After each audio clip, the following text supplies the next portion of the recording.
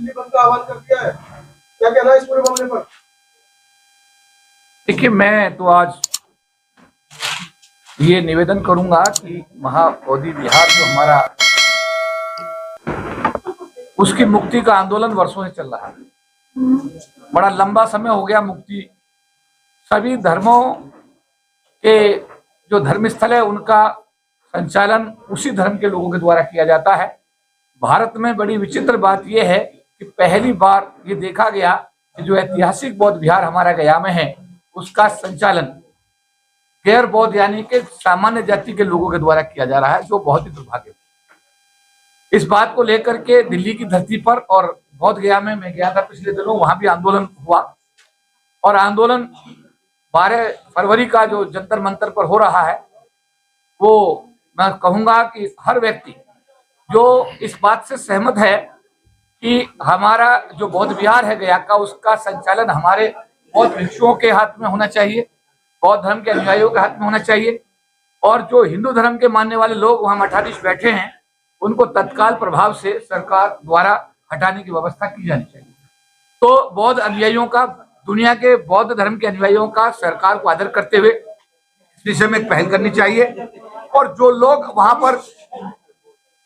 वहां पर बौद्ध गया के महाबोधि विहार में अपना डेरा जमाए बैठे हैं, सरकार को चाहिए कि उनको तुरंत वहां से हटाया जाए। तो 12 फरवरी 2026 को प्रातः 10 बजे से यह आंदोलन जंतर मंतर में शुरू होगा।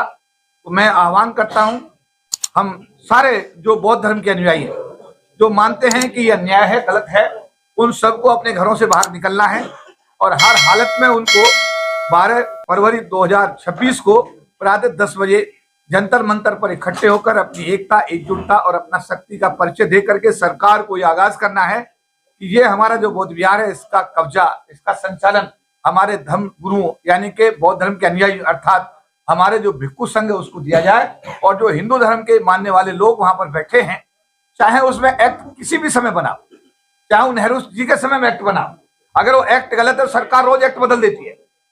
सरकार सुबह शाम में एक्ट बदल रही है। तो अगर वो एक्ट ऐसा बन गया है जिससे दिक्कत है, तो एक्ट को सरकार को बदलना चाहिए।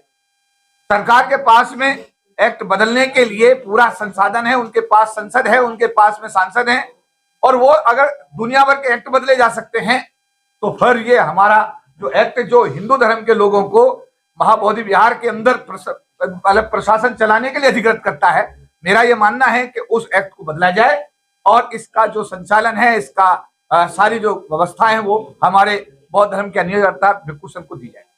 चौधरी साहब, मुट्ठी भर लोग हो आप और एक नहीं हो, मुट्ठी भर लोगों ने यूजीसी पर बंद करवा दिया आपका अधिकार, और आप अभी भी घर में पड़े अपने, कैसे कहाँ सोच रहे हैं महाबोधि मुक्त करा पाएंगे? देखिए अंतानी जी, आप काफी लंबे समय से कवर कर रहे हैं, आपकी बात पर मैं मुस्कुरा भी इसलिए रहा हूं। हम लोग घर में बैठने वाले लोग नहीं, हम 97 में भी घर में नहीं बैठे जब भारत की सरकार ने आरक्षण खत्म किया था। हम लोग सड़कों पर आए और लाखों लोगों के माध्यम से आंदोलन किया और सरकार को बाध्य किया, और सरकार ने संविधान में 3 संशोधन किए, तब जाकर के हम अपने समाज के आरक्षण को बचाने में कामयाब हुए। 2 अप्रैल 2018 को भी हम लोग घर में नहीं थे, हम लोग जंतर मंतर पर संसद मार्ग पर थे। हमने उस आंदोलन को लीड किया और SC/ST एट्रोसिटी एक्ट को इन्फोर्स कराने में जो हमारी भूमिका हो सकती थी, उसका हमने जिम्मेदारी के साथ और ईमानदारी से निर्वहन किया।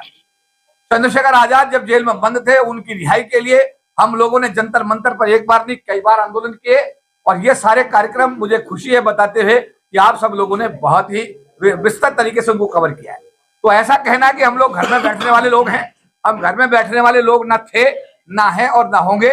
और यूनिवर्सिटी ग्रांट कमीशन को लेकर अभी एक सभा हमारे कार्यालय में हुई, उसको लेकर के आंदोलन की दिशा जो तय हुई है, और 12 फरवरी को ये महाबोधि बुद्ध विहार के जो मतलब ये है कि जो उनका कहेंगे कि उसका विषय तो हमारा प्राथमिकता में है ही, साथ साथ यूनिवर्सिटी ग्रांट कमीशन के अंदर जो सुप्रीम कोर्ट ने रोक लगाई है, तो हम ये कहेंगे कि जिस तरह सुप्रीम कोर्ट के एक जज ने, मित्तल ने SC/ST एट्रोसिटी एक्ट पर रोक लगाई थी, उसके प्रावधान बंद किए थे, उसी तरीके से अगर सुप्रीम कोर्ट ने आज यूनिवर्सिटी ग्रांट कमीशन के मामले में जो हम लोग को व्यवस्थाएं दी गई उनको रोक लगाई है, तो हमारा 12 तारीख को यह भी रहेगा मुख्य मुद्दा कि यूनिवर्सिटी ग्रांट कमीशन के लिए जो प्रावधान यूनिवर्सिटी ग्रांट कमीशन द्वारा SC/ST OBC के लिए किए गए हैं उनको बहाल किया जाए और सुप्रीम कोर्ट की जो तारीख तय हुई है सुनवाई की, उसमें सुप्रीम कोर्ट इन सब मुद्दों पर विचार करके भारत की मेजोरिटी यानी कि 85% आबादी के लार्जर इंटरेस्ट को वाच करे।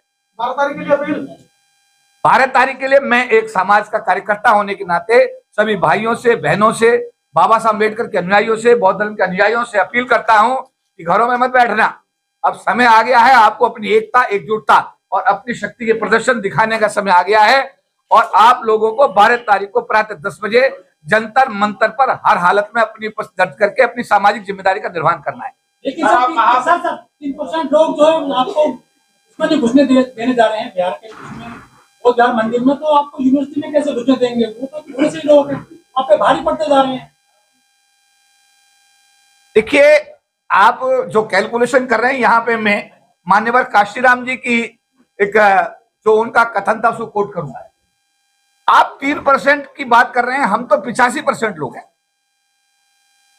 OBC, scheduled caste and scheduled tribe, इस बार SC ST का मामला नहीं है। मैं आपके टीवी चैनल के माध्यम से स्पष्ट करना चाहता हूं, यह मामला अनुसूचित जाति जनजाति तक सीमित नहीं रहा है, जो कि देश की 1/4 यानी 25% के आसपास की आबादी है। अब यह मामला 85% पर जाके टिका है। ओबीसी जब जुड़ता है तो देश की आबादी 85% हो जाती है। तो ये मामला, ये एक देश की एक मतलब ये सब मेजोरिटी जो पॉपुलेशन है उसको अफेक्ट कर रहा है। तो आज जो बात है SC ST OBC को जो यूनिवर्सिटी ग्रांट कमीशन ने व्यवस्था दी है, उन व्यवस्थाओं को सुप्रीम कोर्ट को लागू करना है।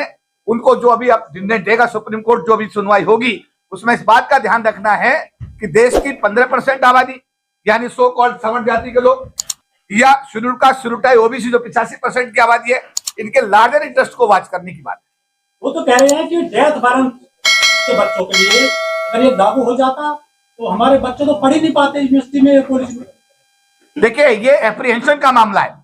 ये उन लोगों के लिए जो लोग रोज जातिवाद करते हैं, अत्याचार करते हैं, अन्याय करते हैं, उन लोगों के लिए कानून था।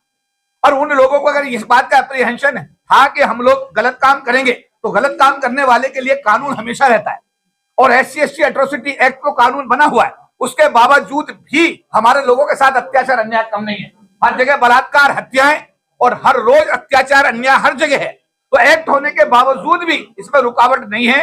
इसलिए यूनिवर्सिटी ग्रांट कमीशन का जो निर्णय स्वागत योग्य है और मैं सुप्रीम कोर्ट से अपील करूंगा कि जब ये सुनवाई हो तो इस बात का ध्यान रखा जाए कि ये न केवल एक व्यक्ति बल्कि देश की 85% आबादी के इंटरेस्ट को वाच करने के लिए यूनिवर्सिटी ग्रांट कमीशन का एक बहुत ही सराहनीय कदम है।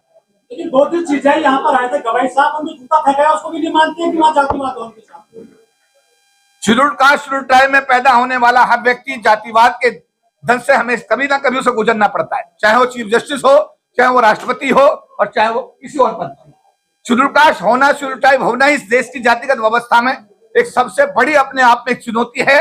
और हर आदमी चाहे पद पर किसी पे पहुंच जाए, चाहे चीफ जस्टिस ऑफ इंडिया बन जाए, बट जातिवाद तो उसका पीछा छोड़ता नहीं। और जातिवाद इस देश में सुनिश्चित तरीके से तैयार किया गया है कि उसको, उससे बचना और उससे निकलना डॉक्टर अंबेडकर जो दुनिया के सबसे योग्य व्यक्ति थे, उनके लिए भी मुश्किल होगा। और उनको ये कहना पड़ा, हिंदू धर्म में पैदा होना मेरे बस की बात नहीं थी, पर हिंदू रह करके मैं मरूंगा नहीं। और 14 अक्टूबर 1956 को उन्होंने 5 लाख अनुयायियों के साथ बौद्ध धर्म स्वीकार करके हमारे समाज को नई दिशा देने का काम किया। लेकिन लड़ाई लड़ रहे सब SC के खिलाफ, कह रहे कि यह सबसे बड़ा कवच है इनका, इससे हमारे बच्चे जेल चले जाते हैं, निर्दोष फर्जी केस दर्ज कराए जाते हैं उन पर, ऐसा कहा जाता है, यह आपका आरोप है। देखिए, अगर कोई कानून बनता है तो उसका पक्ष और विपक्ष हमेशा रहता है।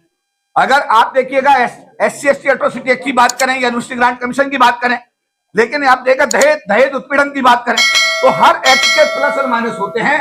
लेकिन इस देश की गरीब आबादी के लिए जो कदम उठाया गया है वो सराहनीय कदम है। और सुप्रीम कोर्ट से मैं अपील करूंगा कि जब सुनवाई हो तो इसमें 85% जो देश की आबादी है उसके इंटरेस्ट को वाच किया जाए और यूनिवर्सिटी ग्रांट कमीशन के प्रावधानों को जो है रेस्टोर किया जाए। सर, आप 85% होकर भी 15% आपके ऊपर शोषण कर सकते हैं सर? देखिए, मैं यही कहूंगा, मुख्यमंत्री उत्तर प्रदेश का बयान मैं बार बार कोट करता हूं, बटोगे तो कटोगे। अब इकट्ठा होने का समय है, एकजुट होने का समय है। हम सब लोगों को एकजुट होना, इकट्ठा होना है, अपनी एकता एकजुटता दिखानी है और ये एकता एकजुटता ही हमारे समाज के लिए वरदान बनेगी।